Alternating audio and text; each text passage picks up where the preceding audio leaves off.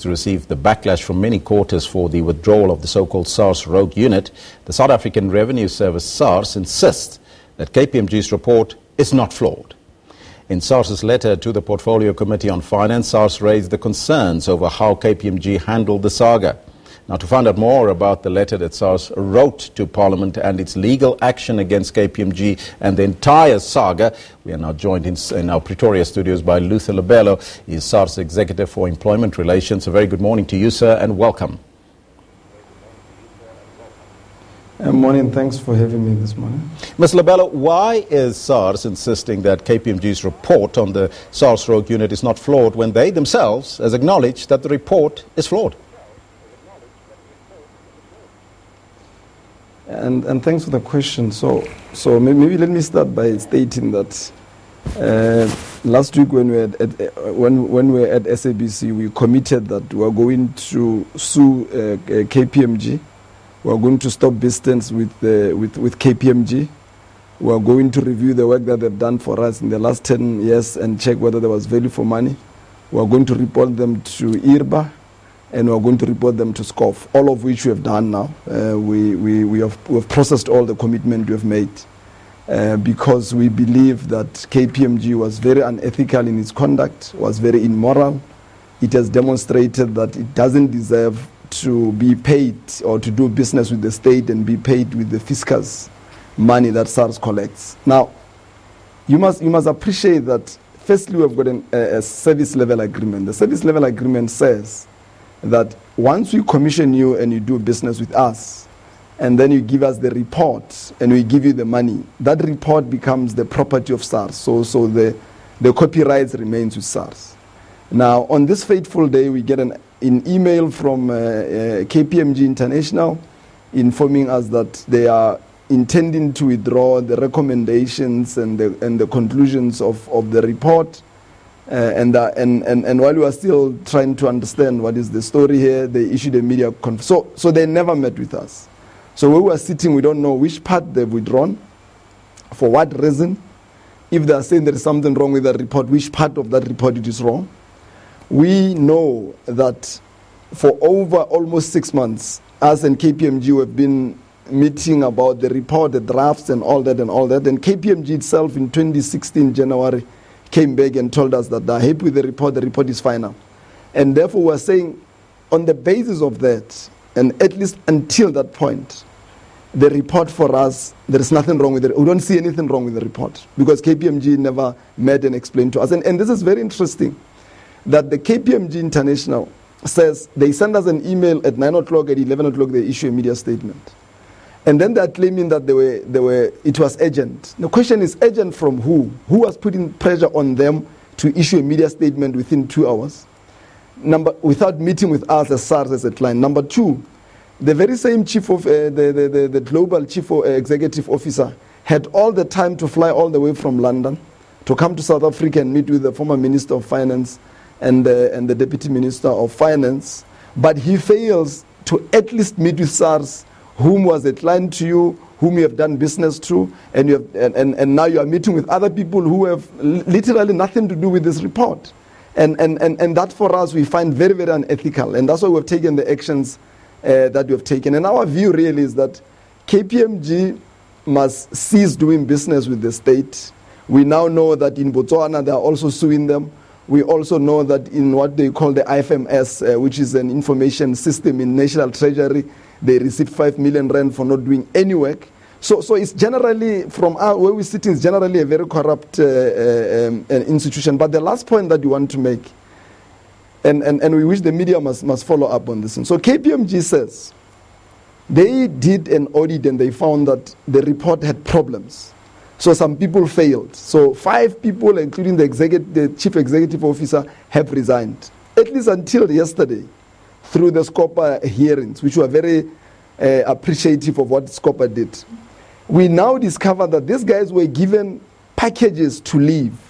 Now, how do you give a package to someone who has cost your company 63 million, which is 23 million from SARS and the other 40 million? How do you do that? So it confirms our view that the KPMG conduct has got nothing to do with the wrong report, but it was an attempt by KPMG to play into the political space, try to exonerate the people that SARS has disciplined, and try to exonerate the people whom SARS has opened a criminal against with the Hawks. So we're very disappointed as SARS. Now, talking about political space, now some are suggesting that that report that is now flawed was used as a political tool to rid SARS of those fighting state capture. Your reaction to that, because there was another intelligence report on the Rogue Unit that was released in 2015, but we have not seen the light of day of that one yet. No. The first report that investigated the Rogue Unit, and it's very important. So the investigation of the allegation of the Rogue Unit started in August 2014. At the time when it was started, the person who was heading SARS at the time was the acting commissioner, Mr. Ivan Pillay. That was before Mr. Moyane came on board. Late 2014, the report came, ran by Mr. Sikakani, the advocate Sikakani. And that was the report that told us that indeed there was a rogue unit in SARS. Indeed, people were spying as taxpayers without the legal requirements.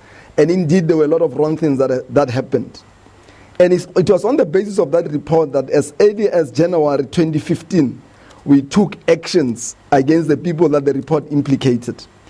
And then the Minister of Finance, then Mr. Nene, in April, established what was called the Judge Kroon Commission, the SARS board. So the Judge Kroon or the SARS board's job was to look into the process of SARS, but most importantly to check, to verify or to go through the report of the Sikakani and verify it.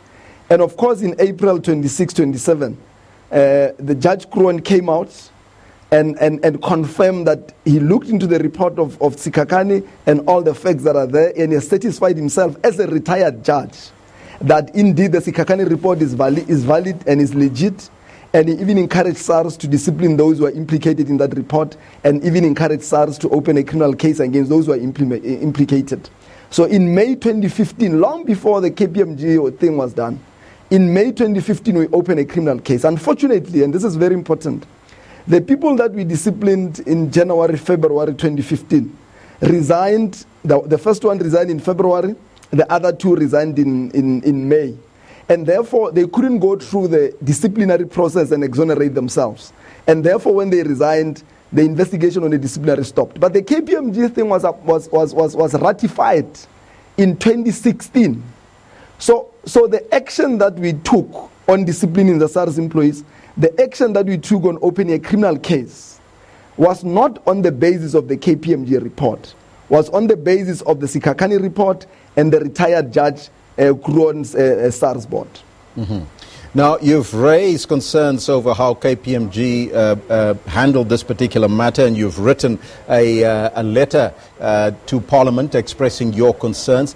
Tell us about the contents of this particular letter on the so-called Rogue Unit report. Yeah, you see, for us, maybe let's contextualize this thing. So KPMG is both an auditing firm and a consulting firm. So what it does, it helps companies to do their taxes. We also use it to investigate other taxes of other taxpayers. South African public goes to them to help them with their taxes. Now, the implication of all these things means that you have got a company that can come back after 2 years almost and say without doubt, and just come and say, we're withdrawing this and we're withdrawing that. Now imagine the implication if somebody was to come and say, you said I owe you as SARS 200 million rand on an investigation that was done by KPMG. And now that we know that KPMG has got tendencies of being unethical, I want my matter to be investigated back. What are the implications of that on the fiscus? What are the implications of that on the country? What are the implications of that on the economy? So the impact of, the withdrawal of KPMG on this little recommendations and stuff must be seen within the context of the damage that KPMG can cause by their own conduct. And on the basis of that, we have written a letter to SCOF and asked them to do all they have in their power to investigate KPMG's conduct. We want them, and we have written another letter to the Minister of Finance, and we are happy the Minister of Finance has pronounced that all government departments, including SOEs, must stop doing business with the state. And we have asked many other institutions to stop doing business with the state. And we are very happy that at least every day, one company after the other are withdrawing from doing business with the state. I mean, with KPMG. So the letter to SCOF was, among other things, to do that. But you have written a letter to SCOF, a letter to the Minister of Finance. The Minister of Finance has already made a pronouncement, and to other institutions, and was saying that KPMG, no one must do business with KPMG going forward. Those who are busy doing business with them must stop now, and all that. Because at the end of the day, the money that the state uses is collected by the 14,000 men and women who work day and night to make sure that this organization runs. So as SARS, we've got an interest in an audit firm that have got integrity, that behaves in a manner that is ethical. And KPMG, according to us, is not doing that. Now, you've heard that we spoke to the Finance Committee chair a little bit earlier, and they say there's not much that they can do. Only the Independent Regulatory Board of Auditors can investigate the matter. What do you say to that? And is that good enough from SCOF, so to speak? No, it's not. It's not. One of the important roles, and the chairperson of SCOF will know about Parliament, is to bring South Africans to account to that Parliament. And for SCOPA to say they can't do much, we don't think is enough. SCOF must do what SCOPA did yesterday. They must call KPMG, they must call SARS, they must call everybody to come and explain their role before the people of South Africa. As SARS, because we know that we are not tainted by anything, we haven't done anything wrong, we are willing to appear before SCOF to explain exactly what happens with this report. Because what happens with this thing is very easy. We opened a tender for a company to come and do forensic audit or forensic work on the report of Sikhakhane panel. Other companies contested, KPMG won the tender. KPMG went through the audit itself. In fact, they gave us who they said was one of the most senior leading auditors to go and audit the work. They did the work. They came back to us like all other companies and gave us the report, and we shook hands and we gave them the money and we left. Now, after 2 years, they come and say, well, we did some work, we realized that we didn't do the internal work, we're withdrawing. That is unethical. That is unheard of. It has never been done in the environment of the audit, because auditors, they make judgments and conclusions which makes us to make very important decisions on the people of South Africa. So SCOF cannot say they can't do more. They must really put KPMG on the radar. KPMG must come there and explain to the South Africans, why did they give these people packages that they said they've done wrong? Why did they only pick up after 2 years that the report of SARS has got issues? Is it the only report that they've checked? If it's not the only report, why did they target this report of SARS? Why are they not taking other reports? Why should South Africans have confidence that the job that is done by SCOF, the job that is done by KPMG is without error? Why should South African have that confidence? Why should South African and the state continue giving them work when they themselves admit that their systems are not in place? So SCOF has got more responsibility to bring them into board and expose them. Now, specifically on the Rogue Unit report and that segment that you are complaining about, which has been withdrawn now, that the recommendations by the legal firm that was given for KPMG to insert that into their report, they are saying that they cannot comment on that. Who was the legal firm, and why was that necessary to use a legal firm's opinion in a report that's supposed to go to SARS from an auditing perspective? Now, I think those are the questions that KPMG must answer.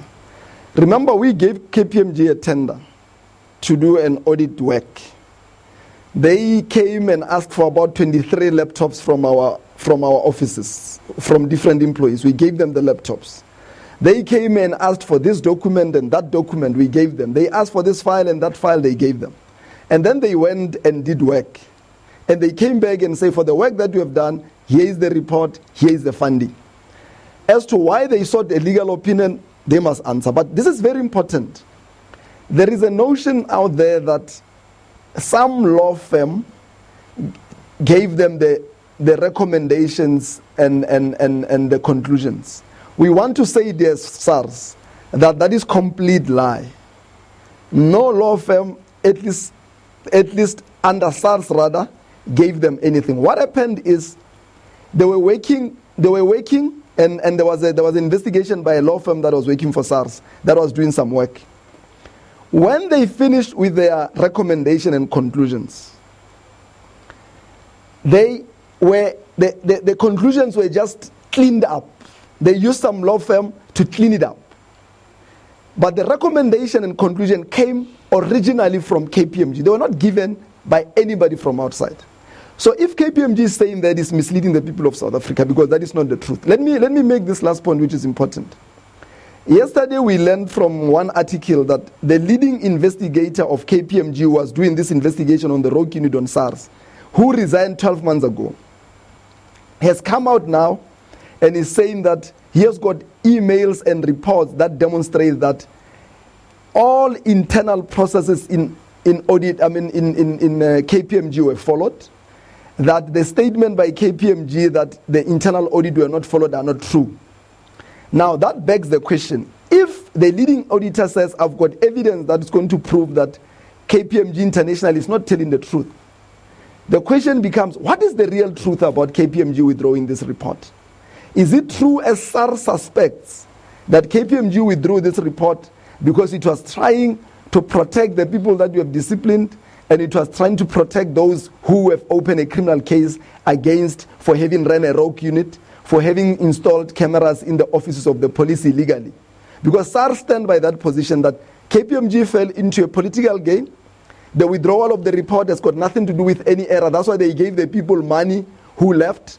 And that's why now the leading editor, the leading auditor is coming and saying KPMG is not telling the truth. All the internal processes were followed. So KPMG must come out and tell South Africans the truth. If you watched them yesterday at Scopa, they were just waffling there. They were asked direct questions. They couldn't respond to those questions. We learned for the first time that the people that they were claiming that they're fired because they've done something wrong, they have actually given them handshakes.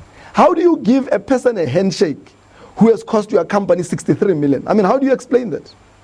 Now, if the report, the so-called Rogue Unit report, is officially being withdrawn, what will the impact be on the South African Revenue Service? And maybe let's clarify this confusion. So KPMG says they didn't withdraw the body, which is another confusion. It's a big confusion. They say to SARS, we haven't withdrawn the body. We withdrew the conclusions of the body. Now let me give an example. One of the things that KPMG discovered as they were doing forensic audit, they found that SARS bought equipment that are not allowed to be purchased by institutions like SARS. Something called a JAMA, for instance. A JAMA can only be bought by South African intelligence services, not by SARS. So that is illegal. So they found equipments that were illegal. And the story about those equipment and the pictures are in the body. The conclusion says we have found something that is illegal. Now, if you are saying you are withdrawing the conclusion and you are keeping the body, which conclusion is an outcome of the body? What do you mean? So let's clarify that KPMG themselves are saying we're not withdrawing the body, we're only withdrawing the conclusion. We don't know what it means. It's confusing to the public.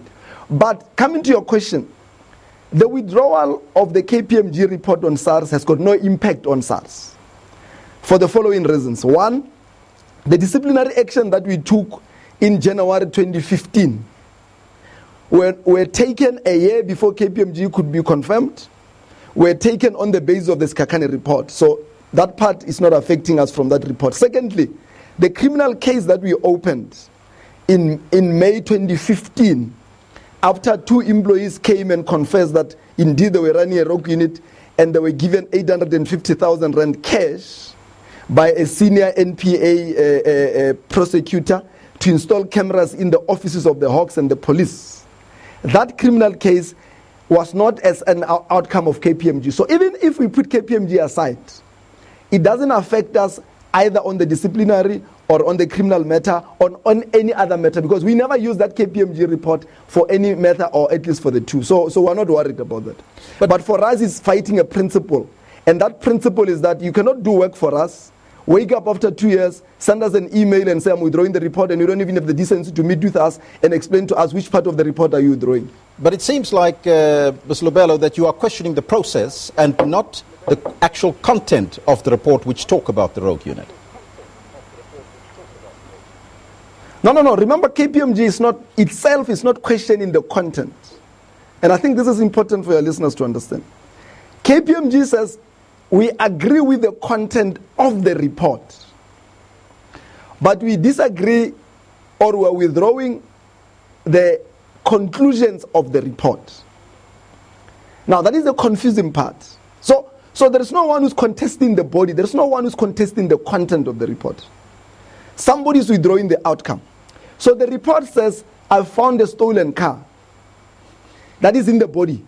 And there is a picture of a stolen car. The conclusion of the report says, there was a stolen car, therefore an investigation must be made on who you have stolen the car. Now you come and say, I'm withdrawing the outcome, but I'm not withdrawing the body. But the outcome is a consequence of the body. What do you mean by that? Mm-hmm. So we're not holding on to anything. We're just saying KPMG must explain to the South Africans what exactly are they withdrawing, for what reason. Because they decided not to talk to us. We have accepted that. We are suing them now. The matter is sub judice. But at least they must explain to the South Africans, how do you say I'm keeping the content, but I'm withdrawing the conclusions, when the conclusion is an outcome of the content? Now, I think we're running out of time, but just briefly, some are also suggesting that you're holding on to this report because you might expect a pushback from those that will let go, including the former finance minister Pravin Gordhan and the employees of SARS. No, I think I've explained that. The employees of SARS were disciplined in February 2015. The KPMG report was confirmed in January 2016. So it doesn't make sense that we'll charge you for a report that is only going to come out after 12 months. We can't charge you in an imagined report. We charged them on the basis of the Sikhakhane report. The criminal investigation that we opened because 2 employees came to the Commission of SARS in May and confirmed that they've committed they've been given 850,000 rand. They've installed cameras in the offices of the police and the Hawks illegally. And on the basis of that, we opened a criminal case. So that criminal case was opened in May 2015 before the KPMG's report of 2016. So we're not worried about that. Nobody, in fact, the people who are saying that, which is including the former Minister of Finance and the 3 employees who were disciplined, they themselves, they know that is not true. In fact, in our media statement last week, we said they are actually either ignorant or they're disingenuous and they're intending to mislead the public, because they know that the disciplinary and the criminal had nothing to do with the KPMG report. And that's why we're saying the impact of the KPMG report, even if it's withdrawn tomorrow, it doesn't have any impact on the two. So those who are making those allegations, they must understand now the sequence that is impossible. That argument doesn't fly. Mr. Lubelo, I thank you for your candid replies on the interview. Thank you so much for joining us. That was Luther Lubelo, SARS Executive for Employment Relations. And that is why we're asking you this question on the poll. Are you happy with the way that Scopa is handling the KPMG saga? Now there you have 60% of you are saying no, and 40% are saying yes. You are happy with with Scopa handling this matter of KPMG. So you can keep them coming and let us know what's on your mind also on that question. We'll take some of those comments in a short while. Now,